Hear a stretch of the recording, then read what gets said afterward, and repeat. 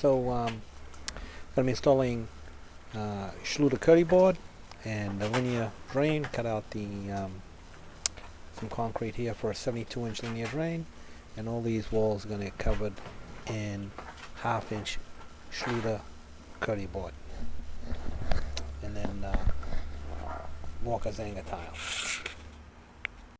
Okay, so I'm going to be putting in that bathroom. I'm going to be putting Kerdi-board, and this is the Kerdi-board.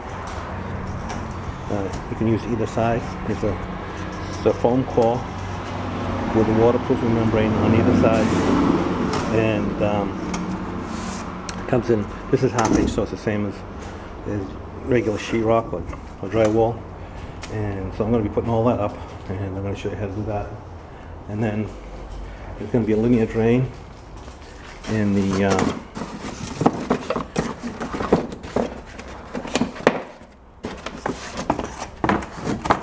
so that's part of the drain, and this is the linear drain, 72 inches. And then there's also the frame. Anyway, I'll show you that later. This is the grate here, right there. So I'm going to be putting the Kerdi-board up, and then I have to put a slope to the drain. Anyway, you'll see what I'm going to be doing. So stuff is really easy to cut. All you need is a utility knife with a sharp blade. That's all you're going to need. So I'm using, as I said, the 1/2-inch Kerdi-board. They make it in different thicknesses. The 1/2-inch comes in 4x8 sheets, so it's very convenient. You can cover large areas in a short amount of time. And it's very easy to cut. You also need is a sharp blade on a utility knife, and you can cut right through it. And it is very light and easy to handle and move around. Beats heavy panels of Durock or sheetrock any day. So if you already have your sheetrock up, then you can use the Kerdi Membrane and cover that with the Kerdi Membrane instead of using the Kerdi-board. But if it's new, it's down to the studs, and you got to cover it, you might as well just use the Kerdi-board and have everything done without too much fuss. And like I said, it's very easy to cut and to handle, and the side with the grid is very handy for measuring and cutting, but if you like, you can use the other side where it's just blank, whichever side you prefer. I kind of prefer the side with the grid.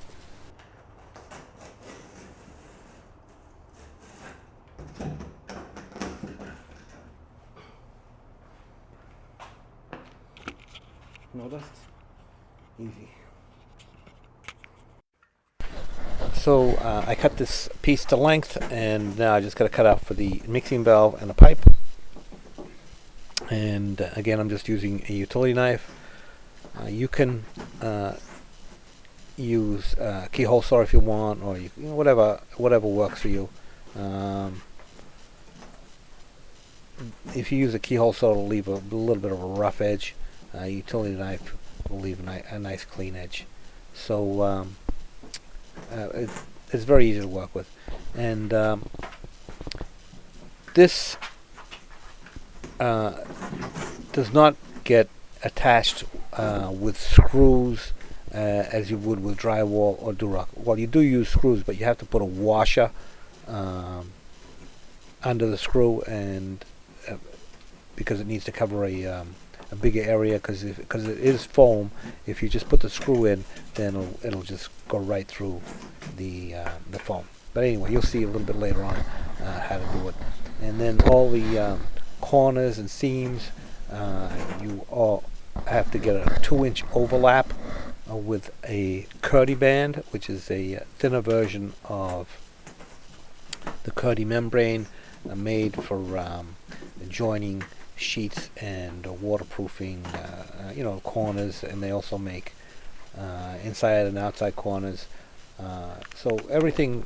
They also make pipe seals, and you'll see me putting them on a little bit later. But there's a lot of Schluter's really thought out this whole system, and it works great, and it makes waterproofing a bathroom very convenient.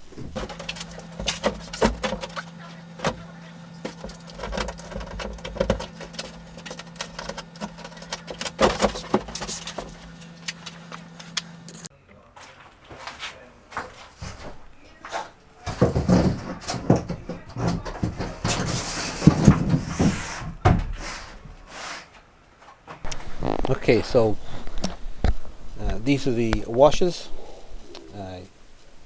They have two little spikes, so you can push them into place, and place as many as you want, and then you can just go back with your screw gun and screw and screw them in. You put one of these about one every foot. You don't need to put as many as you would with Duroc because of the wide washer. It covers a bigger area and holds it in place pretty good. And then you always put a patch on over these screws when you're waterproofing to seal the area where the screw goes through the hole. But you'll see all this a little bit later on. This is a screw in the washer, so you put the and that's how it's going to go through the Kerdi-board.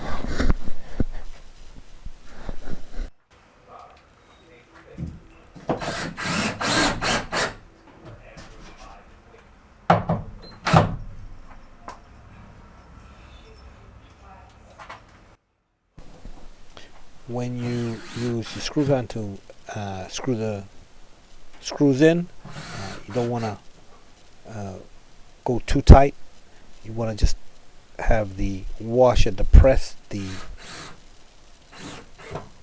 Kerdi-board just a little bit, so that when you put the patch over it, it'll be flat.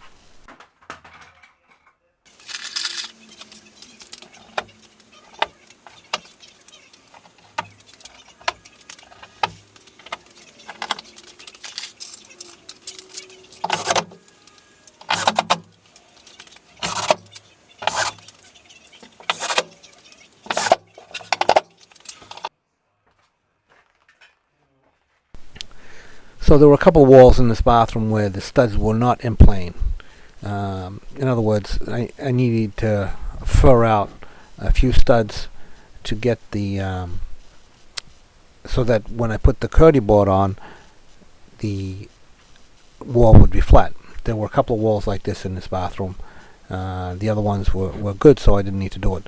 But because Kerdi-board is so light, you can go about flattening out a wall in a different way than you normally would. If this was a cementitious backing unit like Duroc, then I would have to fur out the studs by either sistering up another 2x4 or a piece of strapping, or putting something on top of the stud. What I can actually do here is get some thin set. This is actually a fast setting medium bed thin set, and I mixed it fairly stiff so that it'll stand up when I put it on the studs. It'll stand up and won't slump down. It'll stay like a ridge on the stud, and then I'm going to do that where it needs to be to bring out to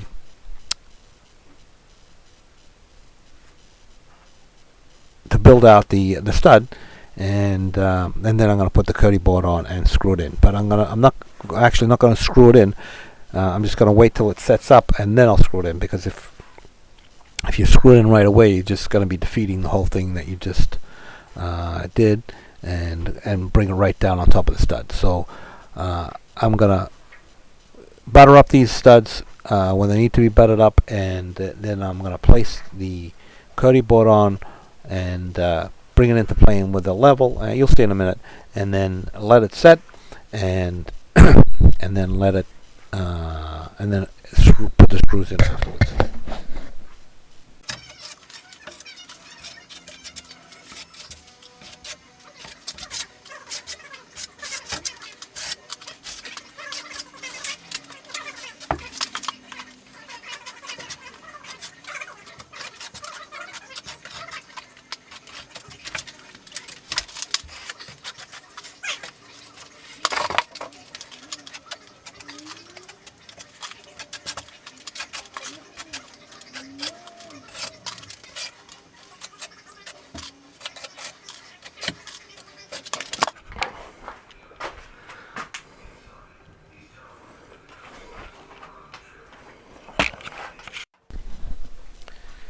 Okay, so I'm ready to put the Kerdi-board on. So there's actually two pieces on that I have for here. I'm going to put in place both pieces. Just going to press it in for now. Get the other piece.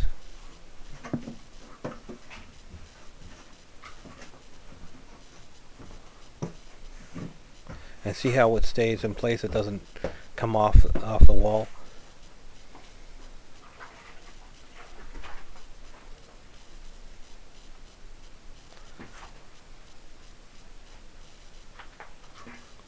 And now I got my 6-foot level, and I'm just going to tap it into place with a rubber mallet until it's just tap it in,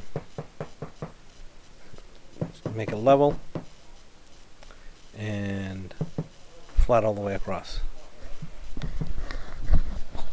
Then I'm just going to let it set up until the thin set is firm, and then put the screws in.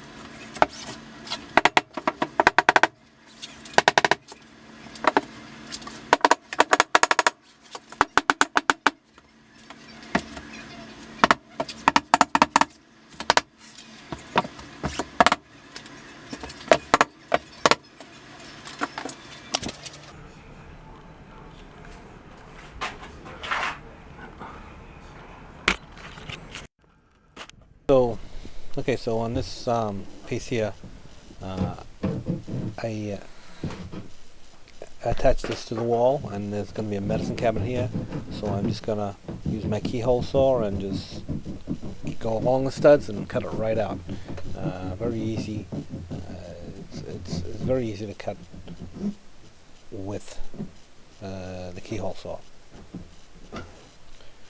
It leaves a bit of a rough edge, but this is all going to get covered anyway, and then you can trim it off with a knife if you have to. But in this case, really don't need to, because the whole thing is going to get covered with tile, and then the medicine cabinet is going right in the spot. So that's it for the medicine cabinet.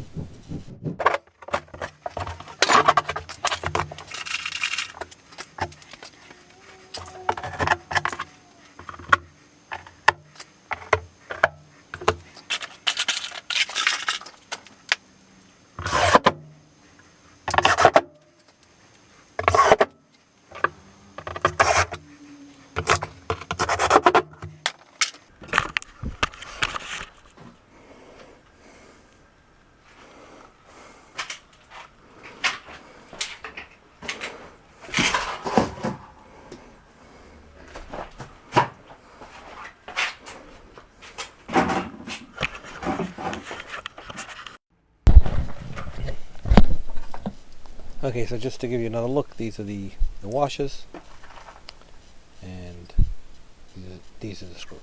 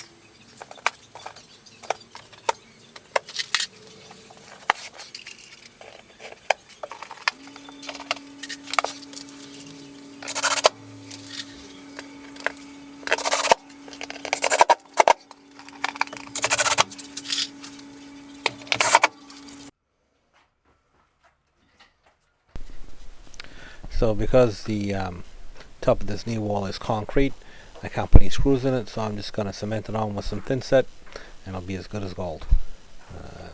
That's one of the beauties of this Kerdi-board. It's really easy to work with. I keep saying that, but it's absolutely true. It's very easy to work with, and so I can just cement this on with some thin set, and it'll be fine.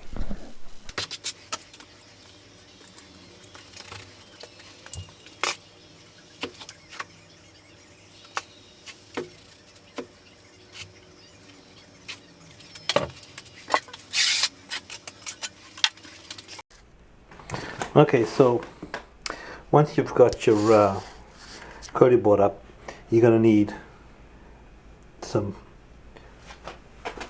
Kerdi-band, which is this here.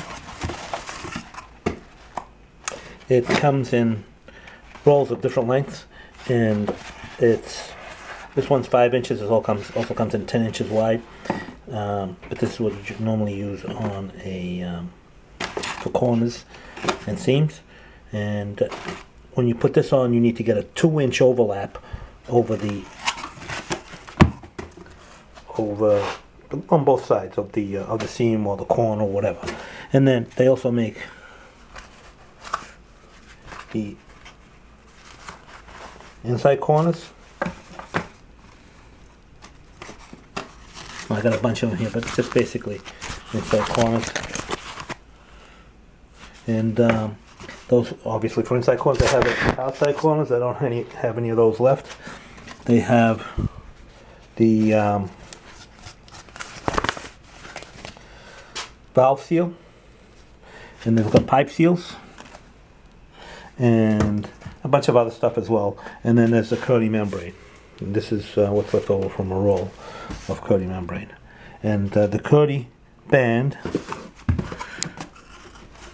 is thinner than the Kerdi membrane, so that you don't get such a big buildup.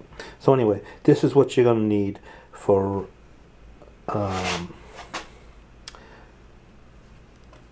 to make everything waterproof at the seams and at the, and we'll do that next. Okay, so I'm going to use a 5-inch Kerdi-band in all the corners and all the seams to make everything watertight. And you apply this with an unmodified thin set or an uncoupling membrane mortar, which means there's no latex in the or polymers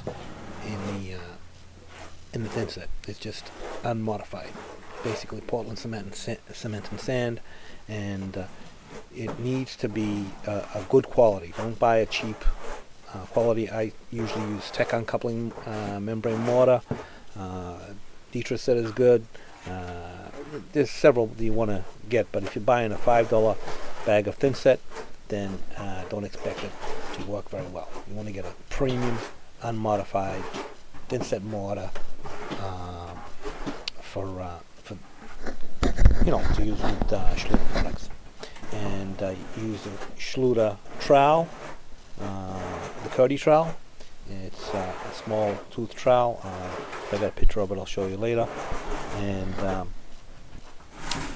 you apply the thin set to the corners on both sides, and then you embed the Kerdi-band and smooth it off with a flat trowel or a putty knife or whatever you've got to flatten it out and press it into the mortar. And you need to get a 2-inch overlap on the corners and seams, and that's required by Schluter to be absolutely certain that you'll have a watertight seal.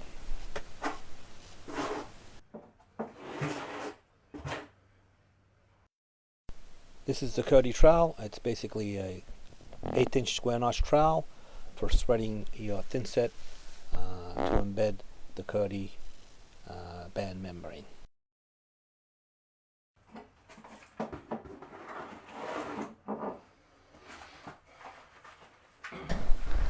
Okay, so once you've got your thin set spread, you apply your Kerdi-band so that you have your 2-inch overlap. Press it into the thin set, and then, as I said, smooth it off with a putty knife, your trowel, whatever. You just want to make sure that you embed it really well, and you try and smooth it off so that you don't have any bubbles or you don't have any excess thin set under it, and get it as smooth as you possibly can. You can use drywall taping knives, you can use your trowel. The important thing is to get it embedded in the thin set and to get it as smooth as you possibly can.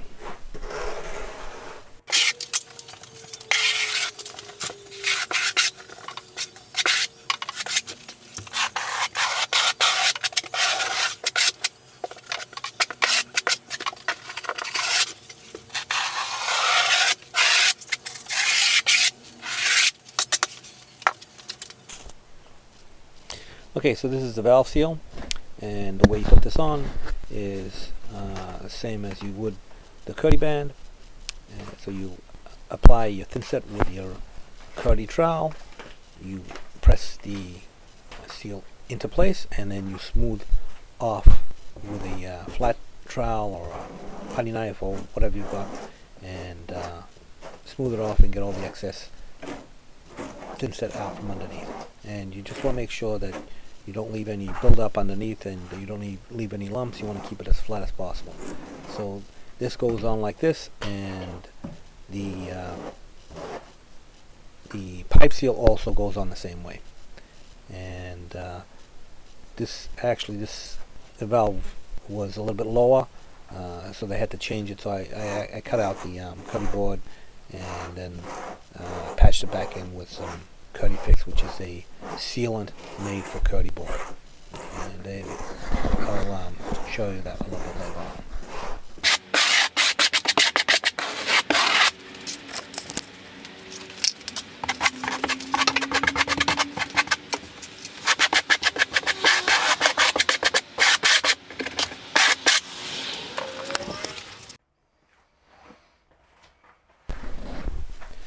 So you do seams and outside corners the same way. The most important thing is that you get a 2-inch overlap, and you get a good to get a good seal. And I like to usually just pre-cut all my lengths so that I don't have to keep on switching out tools, and I try and put them in a place where they're going to be easy to remember where they go and convenient to get. So you don't have to do that. You can cut as you go along, but I just like to have everything cut and ready to go. And once again, just unmodified thin set with the 1/8" square notch Kerdi trowel. Put the Kerdi-band over it, and then just smooth it off with a putty knife. The reason you use the Kerdi-band is because it's thinner than the Kerdi membrane that you can buy, the sheet membrane.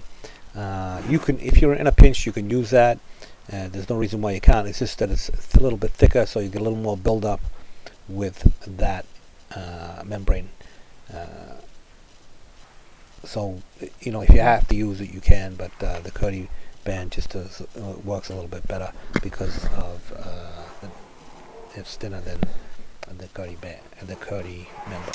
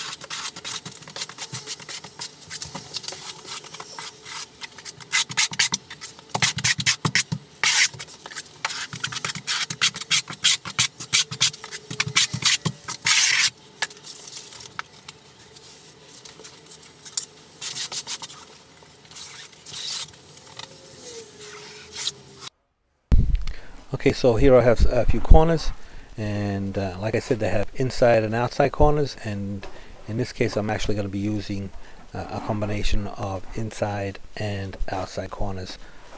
You can make your own corner if you don't have them, or you ran out, or you couldn't, whatever. You can make your own corners with some Kerdi membrane, or the Kerdi-band. But anyway, so once again, you just use your trowel, put some thin set on with the trowel, and embed your corner, and then smooth it off. And here also, the key thing about this is also 2-inch overlap. So you just got to remember 2-inch overlap anytime you join two sheets together, or you're going over with the Kerdi-band, or if you got Kerdi membrane and you're putting a couple of different sheets together, you always have to get a 2-inch overlap to make sure everything is watertight. And I'm also going to put the Kerdi-band on the floor, because this is a handicap bathroom. So this entire bathroom is all going to be completely watertight and water sealed, and it's going to have a 72-inch linear drain.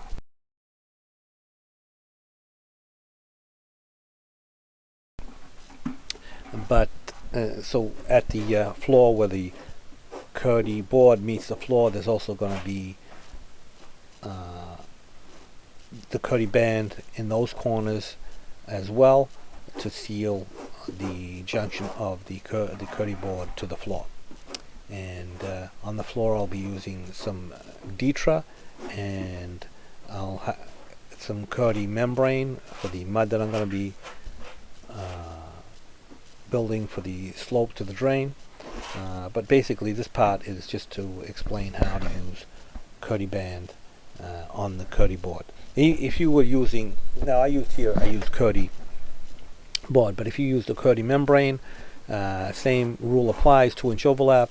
You would apply your membrane with the same, if you're going to use a sheet membrane, you would over Durock or sheetrock or whatever it is that you got on the wall, always the same tools, Kerdi trowel, unmodified thin set, and 2-inch overlap.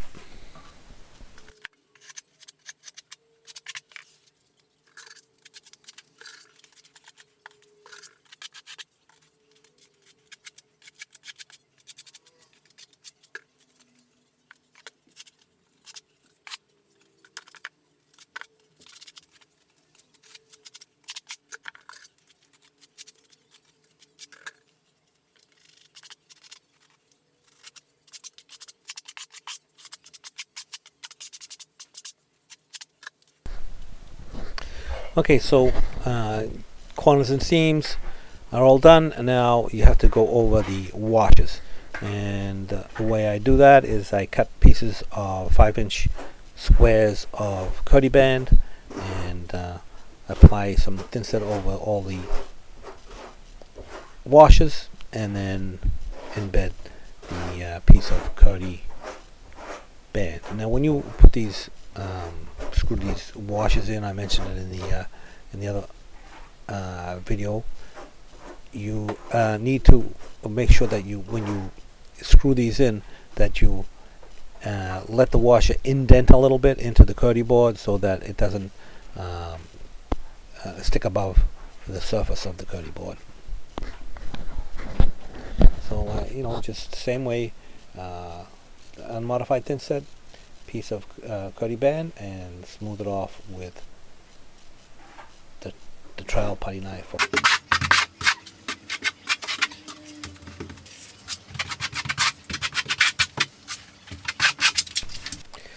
Okay, so like I said before, the same process to seal the wall floor junction.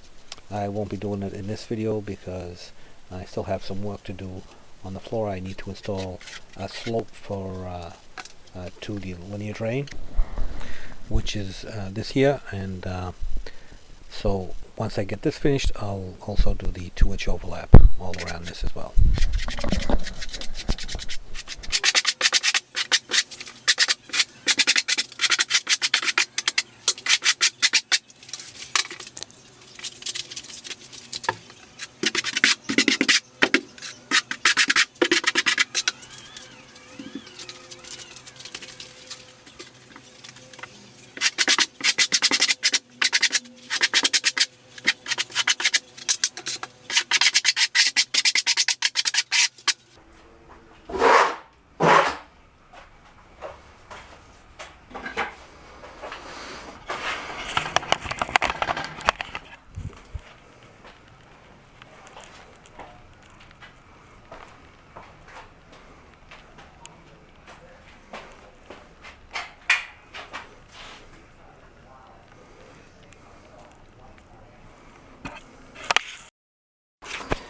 Okay, so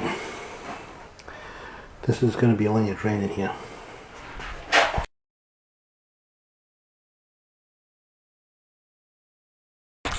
And this ledger board, or the screed board, is attached to the concrete by screws and sleeves. And I created, and then there's another little board over here, screed board, on this wall here. And I've got a screed that goes all the way across. So this is all going to be filled in with mud, and it's going to have a flat pitch all the way to this board here.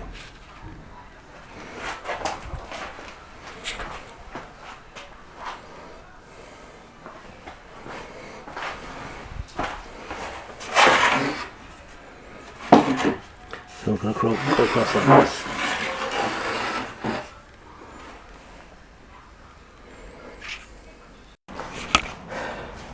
This is what I mixed it in. This is the mud.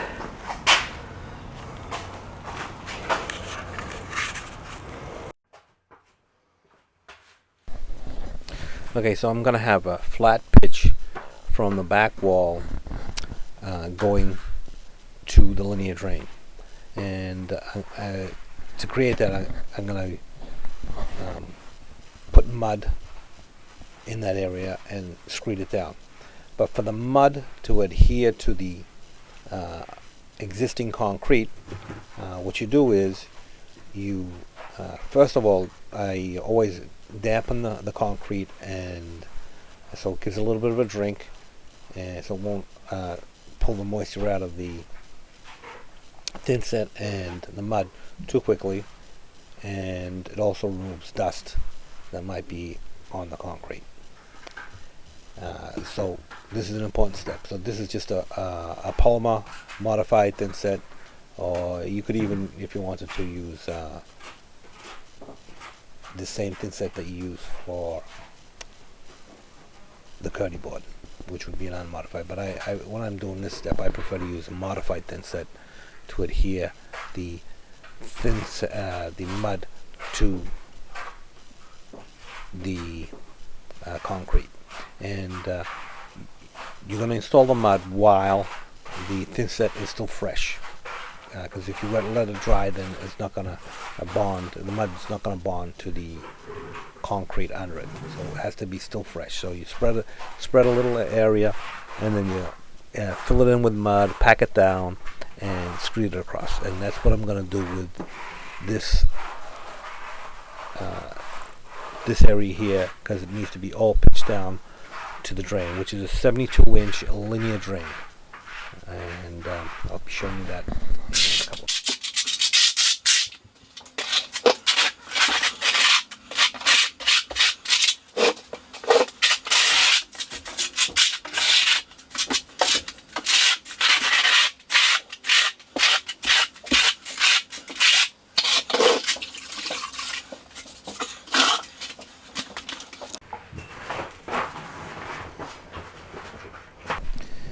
Okay, so this is just deck mud, like I showed you a little earlier on. It's packed so that, it's mixed so that it's damp. If you press it into a ball, it'll stay together, but if you squeeze it, no water will come out. You don't want it to be too wet. because it's deck mud.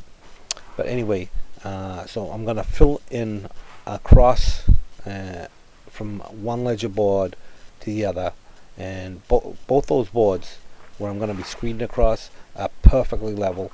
The one on the floor is set to the exact height that I need for the drain, and the one in the back is set so that the pitch from back to front will be approximately 1/4 inch per foot, and that's the standard pitch that you usually use for these for any shower. It has to be at least 1/4 inch per foot. You could make it more if you want, but then it starts to become a little bit too steep.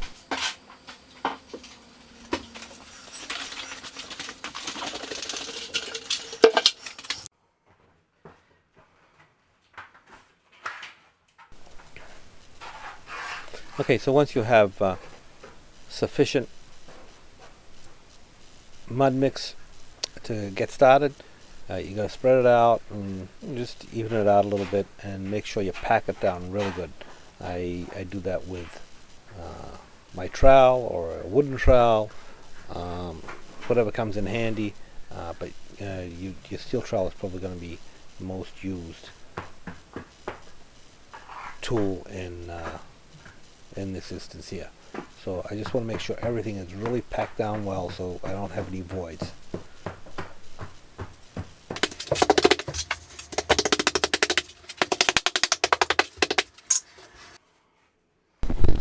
Okay, so once I'm happy that it's packed down pretty good, I'm going to get my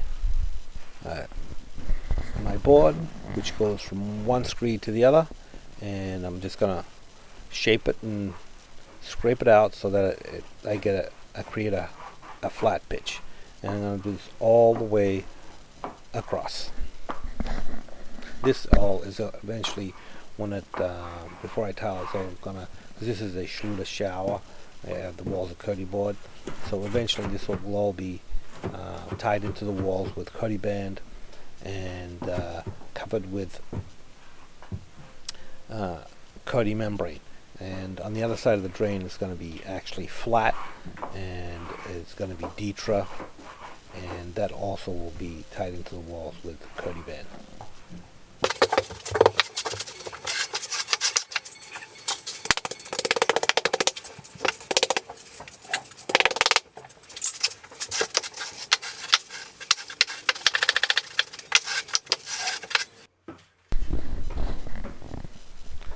Okay, so once you've got a section screeded across, and you're happy with the way it looks, that's when you use your steel trowel and smooth, take off any excess and smooth off the part that you just screeded across, so you have a nice smooth surface. And so that's what I'm doing here. So basically what I'm going to be doing it this way the whole way around. I'm going to screed across a section, then smooth it off with my steel trowel, and then add some more mud, etc., and until you get all the way to the end.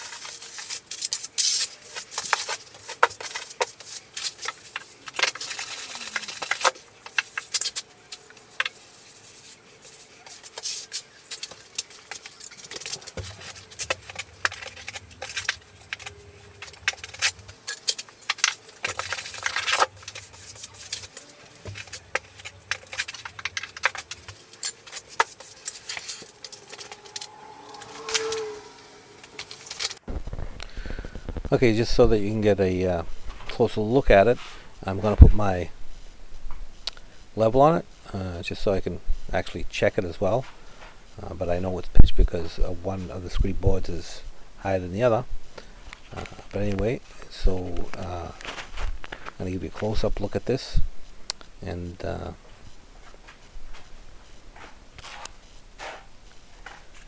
So there's the bubble, about a quarter bubble, and I know that this pitch is about a 1/4 inch per foot. Okay, so I spread some more thinset, adding some more mud, and just continuing the process all the way across.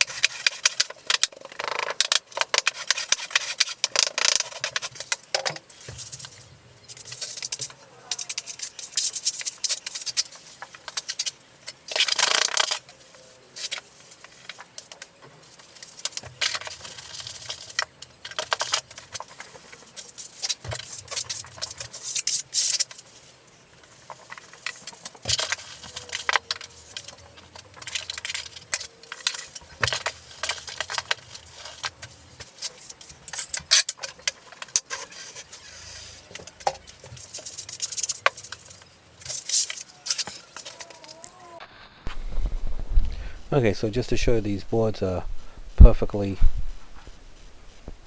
horizontal and level, and this way, knowing that when I screed across, I will know that my pitch will be perfectly flat.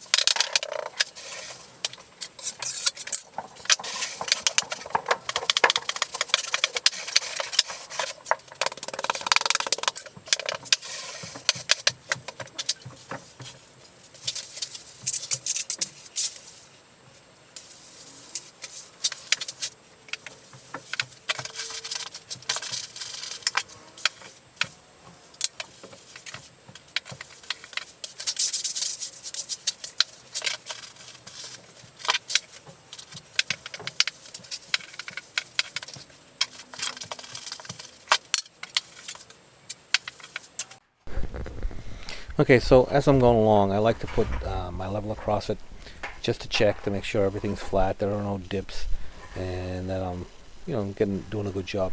And it's always a good idea to check your work as you go along, because it's a lot easier to fix it while you're doing it than it is to fix it after it's set up and cured.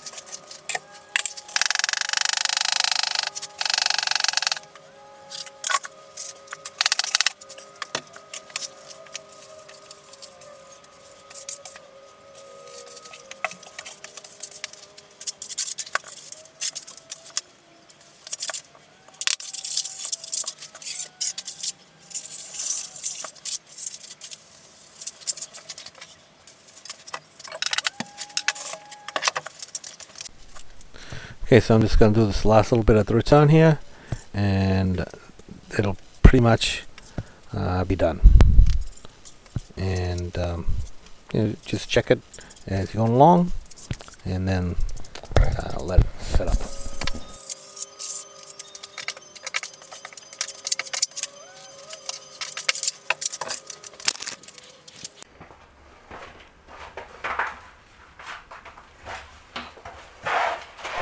Okay, so this is actually the following day. The mud has had time to set up, and I'm going to remove these leisure boards.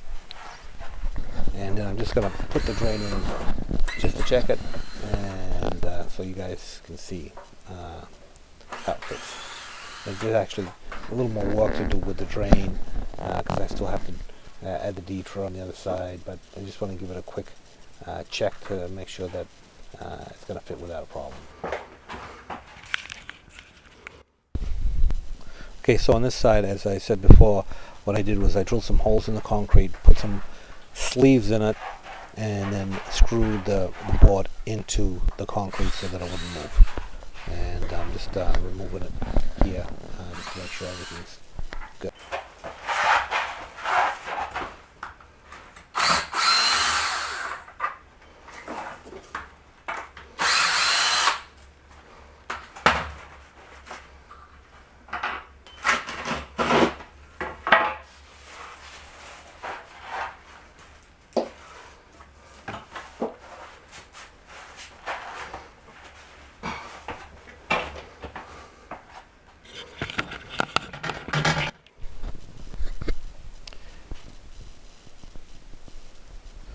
Okay, so I'll pull this block out and fill it in, and be good to go.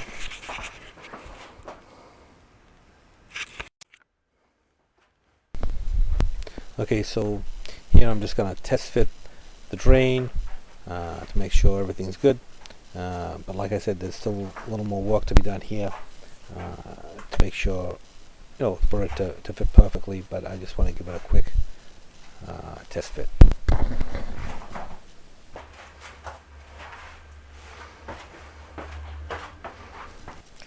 Okay, in the next video, we'll start installing some tile.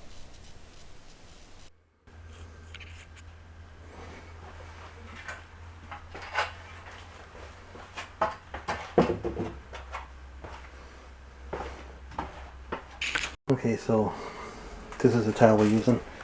This is going to be the bottom of the walls, from there to the floor. The chair rail.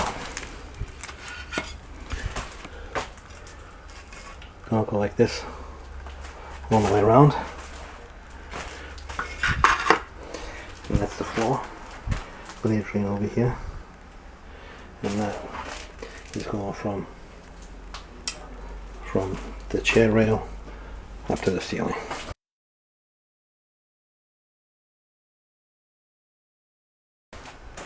So this is the tile I'm going to be installing. All Walker Zanger, 6th Avenue. So for this installation, I'm going to be using ledger boards. And what a ledger board is a straight piece of wood, or can be any other material, attached to the wall at the correct height to install a tile. And then you stack your tile on top of that. And once the tile has set, then you remove the ledger board and install the tile below it. In this case, I used a laser level to install my ledger board level, but you can also use just like a regular spirit level, or whatever kind of level you've got. Draw a line, install your board to the line, and then once you've attached it, just check to make sure that everything is level.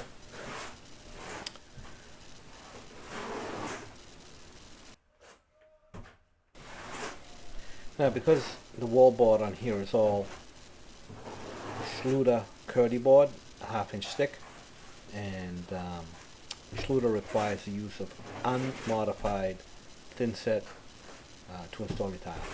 And the reason for this is because of the drying process that occurs when you use an unmodified thin set. Unmodified thin set dries via hydration. In other words, the water in the thin set is consumed by the curing process. So when you install an impervious tile on top of an impervious substrate, the water doesn't have to evaporate for the thin set to cure.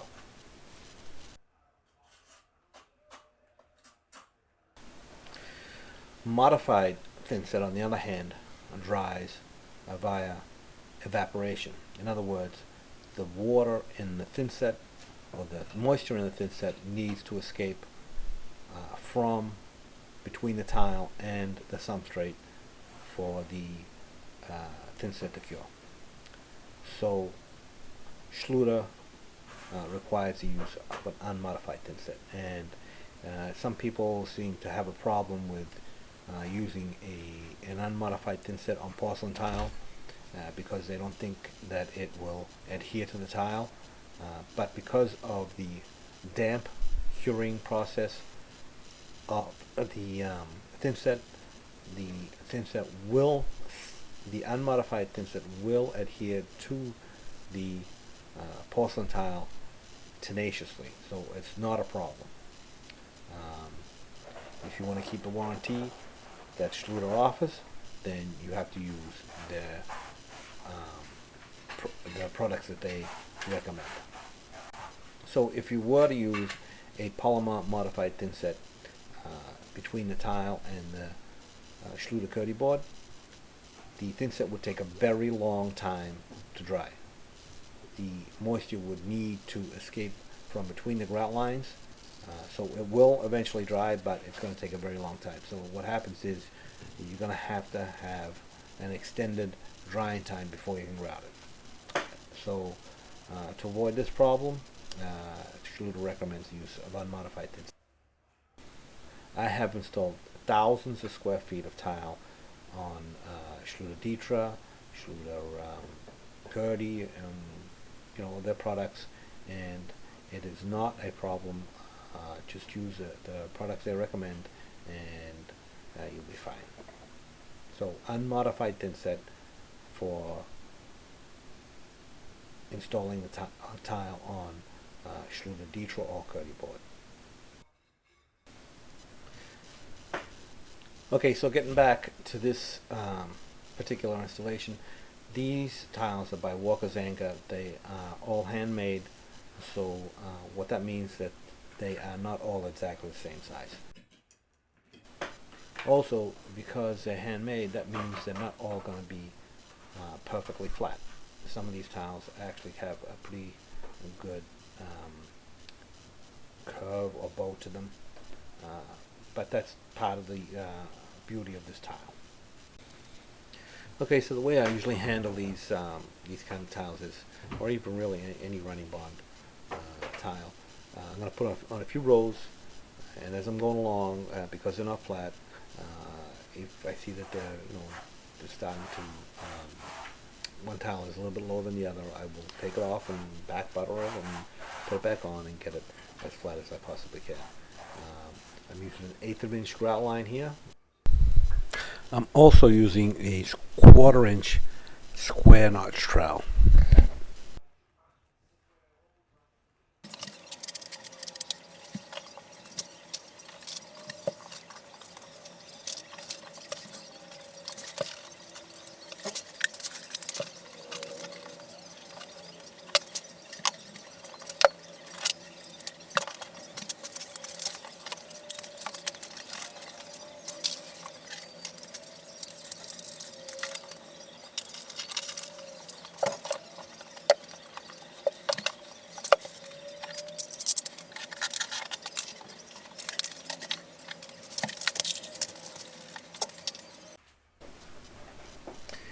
So a lot of times I'll use some painter's tape, some blue masking tape, to hold everything in place.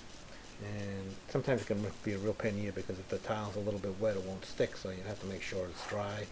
But anyway, I use the tape to put the tile in place, and then I put the piece of tape across the tile to hold everything so it doesn't move, and it actually works pretty good. And then once it's set up, you can just take it off.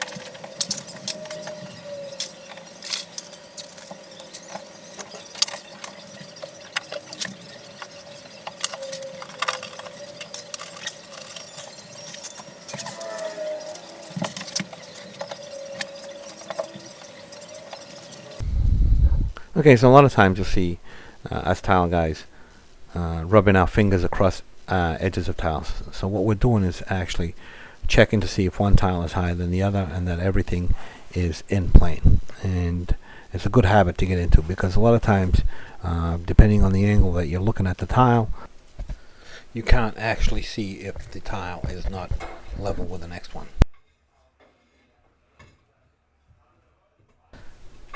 So I have a variety of hole saws for tile, and the way I usually mark them is I will mark where the widest part of the hole that I need to cut, draw a square, and then place my hole saw exactly in the middle, and usually comes out exactly where it needs to be.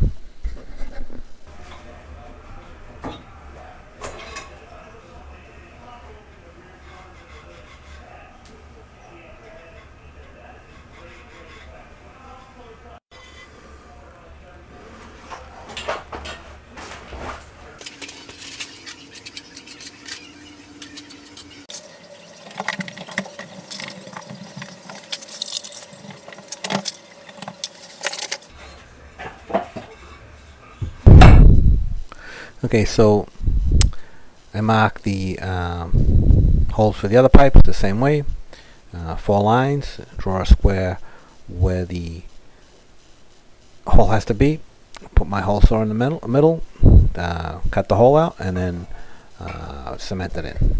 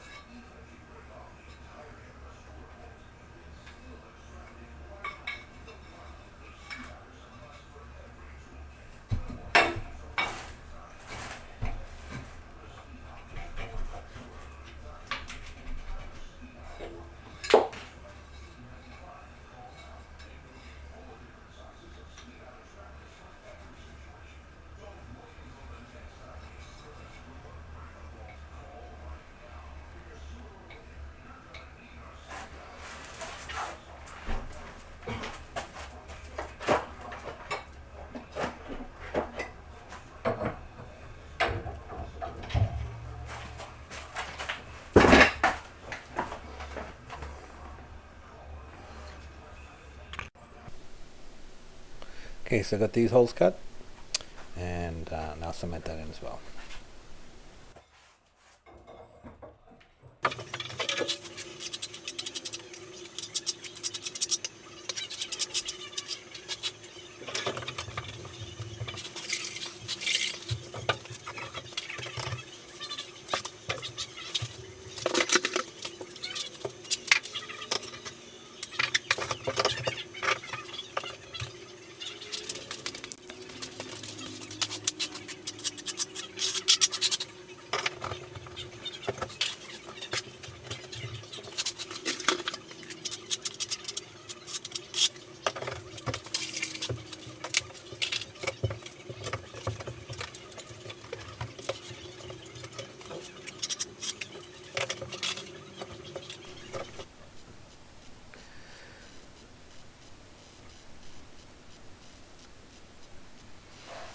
Okay, so once you've got a few rows of tile set, you want to use your level to make sure everything is perfectly straight and flattened. So what I do is I put my level on, and then I make sure all the tops of the tiles are touching the level, and that is actually level. And if it's not, then I'll make some adjustments by putting in some wedges or whatever, just to get everything to be straight. Something about subway tile, if you don't do this occasionally, every 4 or 5 rows, even with the smaller tiles, you can end up with a bow in the wall. It just, I don't know why it does it, but if you're not careful, you will end up with a bow in the middle of the wall, of the tile, like dipping down.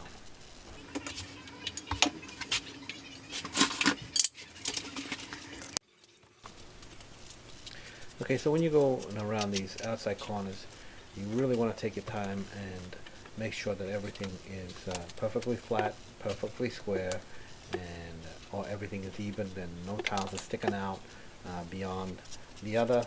And it's always a good idea, like I pretty much always will use some tape going around the corner to hold everything in place.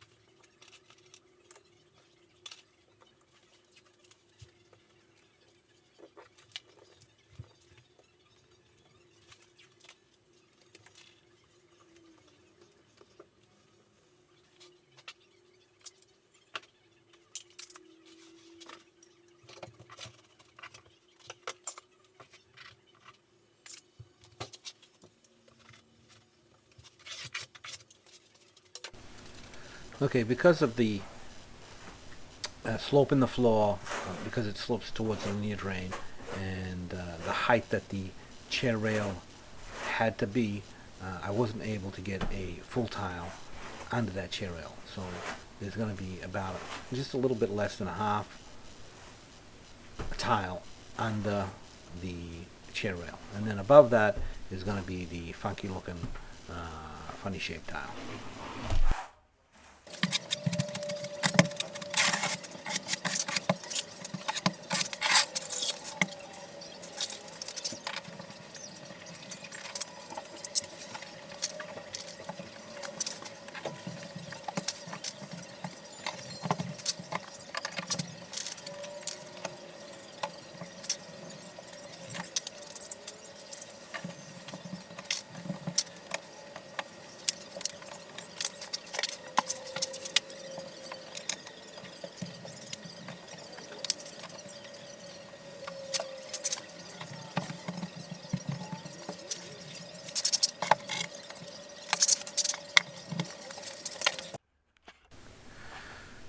Okay, so I went around all the way around to the other corner and did both outside corners. And now this is the following day, and I'm going to remove all the spaces and take out all the tile and clean it up as best I can, and remove the ledge board.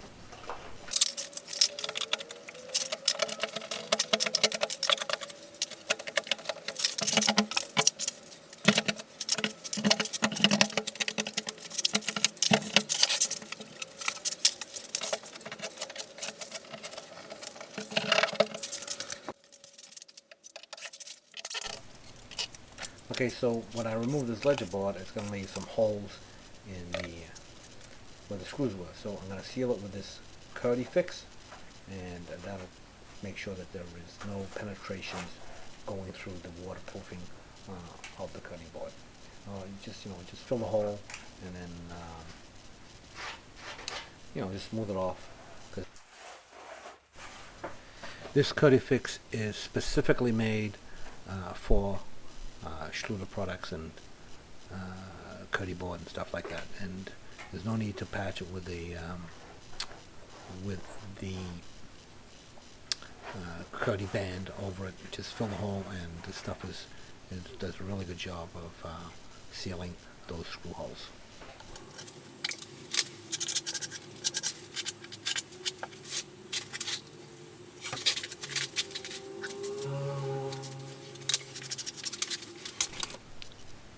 Okay, so everything's level. I'm up to the height where the chair rail molding needs to be. So next I'm going to install some more of the lower section of the wall tile, and then once I got that done, I'm going to install the chair rail molding and then the upper part of the wall.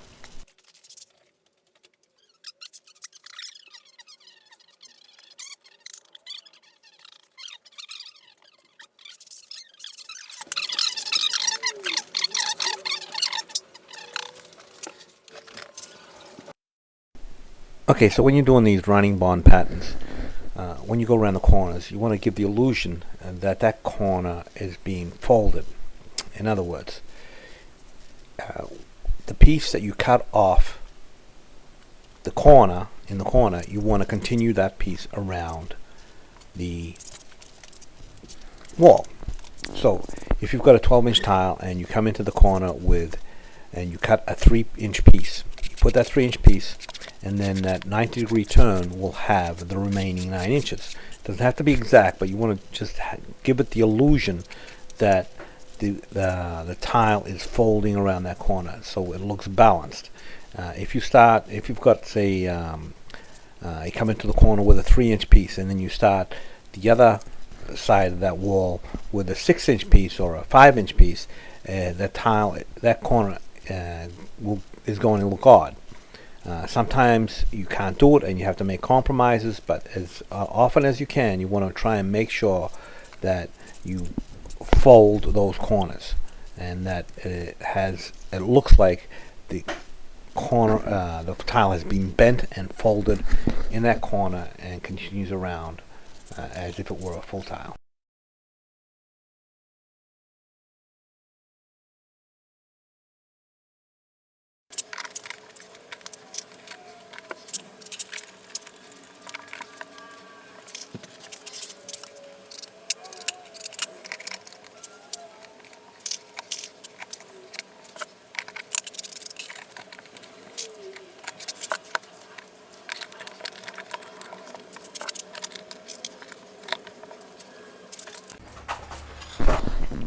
Okay, so I'll continue around the whole wall and get all the lower section done, and once that is done, I will install the chair rail, and there's quite a few miters in this chair rail when I install it, but that'll be the next video.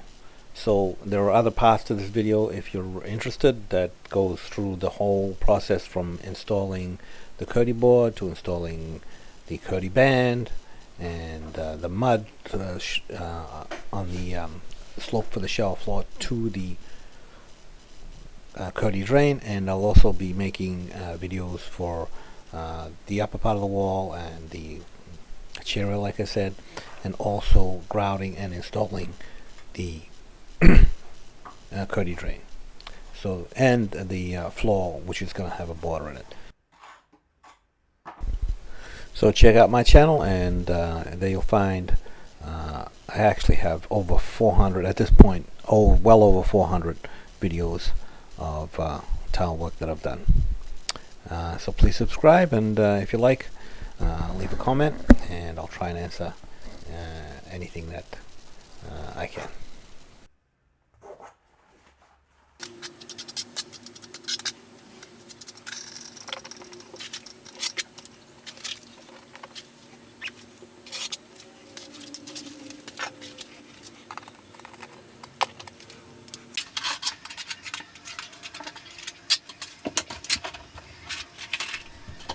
Okay, so the last part of this video is just going to be a sped up version of the rest of the lower part of this bathroom.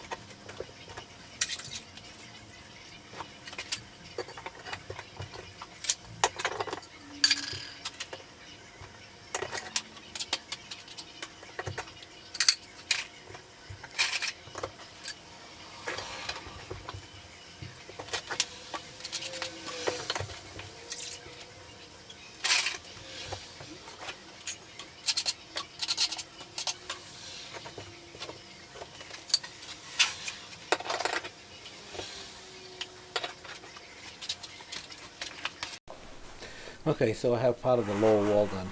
Now I'm going to install some of the chair rail. Well, they actually call it a Cornice Molding, and there are quite a few inside and outside corners in this bathroom. So you have to remember these are all handmade tiles. So they're not going to be all exactly the same. Some are going to be slightly smaller, slightly bigger, slightly longer. They don't run too bad, but they're not going to be perfect. In fact, some of them aren't even perfectly straight. But that's just part of the beauty of handmade tile.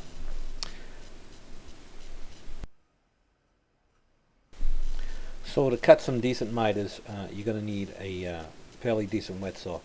If you have one of the tabletop versions, you know, the cheap wet saws you can buy at one of the big box stores, you're going to have a hard time making these miters. So, and they need to be fairly precise for the corners to match up nice and to have it look decent. Okay, so these moldings are hollow. So it says the instructions for these are actually when you cut the miter and before you put them together, you want to fill the hollow part of the molding with thin set. You don't have to fill the whole thing, just the part where the miters meet. And because I'm on a Kerdi-board here, I'm still using an unmodified thin set, and it's actually Tech uncoupling membrane mortar, and you want to use a good quality thin set. Don't buy cheap unmodified mortar. You need to get a good quality thin set mortar.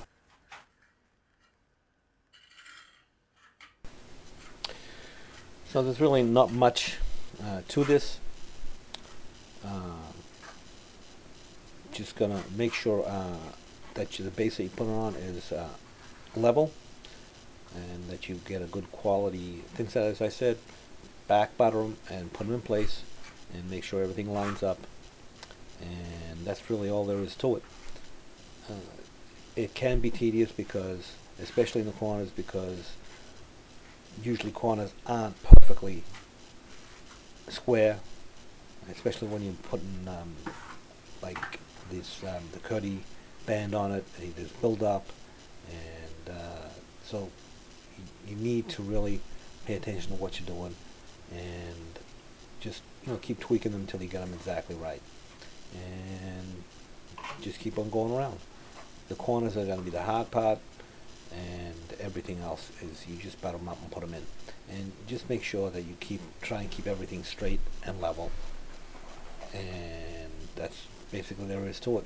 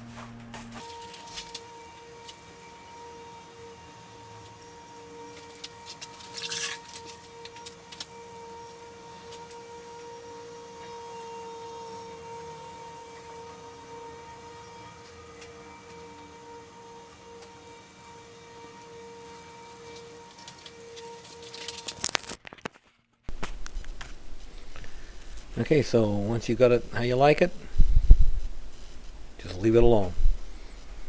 And you want to just make sure that you go back and check, you know, if you're working around it, that you haven't moved anything. But really, there's not that much to this except for time and patience.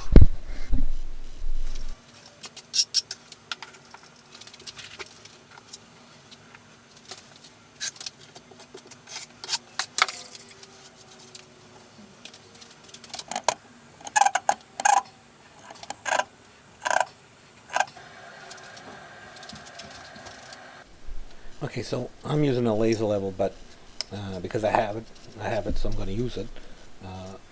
But you just want to put your level on it once in a while to make sure that it's perfectly straight and perfectly flat and perfectly level.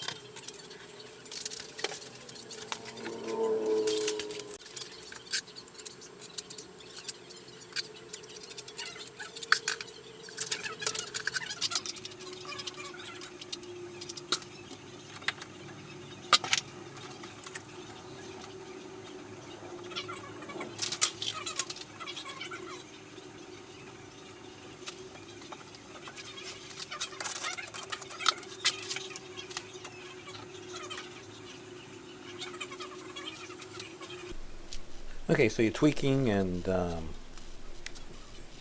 you're adjusting and you can't seem to get it right. Don't be afraid to take it off and add some more thin set, or take some thin set out, or whatever, to get it to be right. So, because once it's hardened, there's no changing.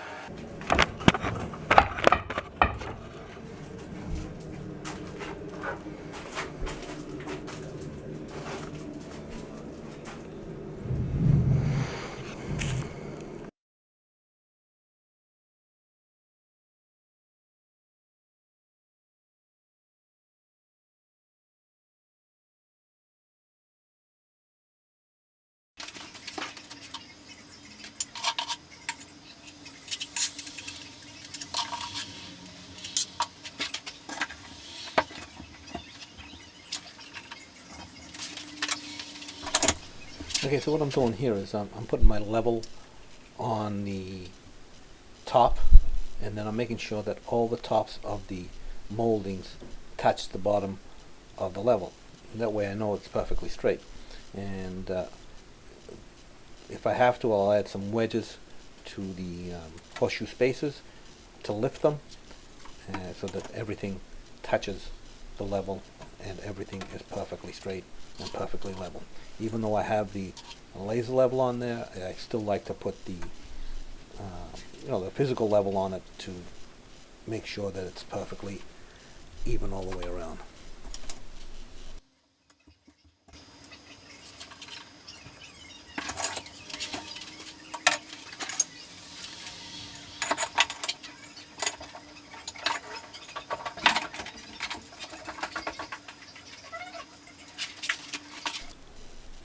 Okay, so when it's all said and done, it should look something like this.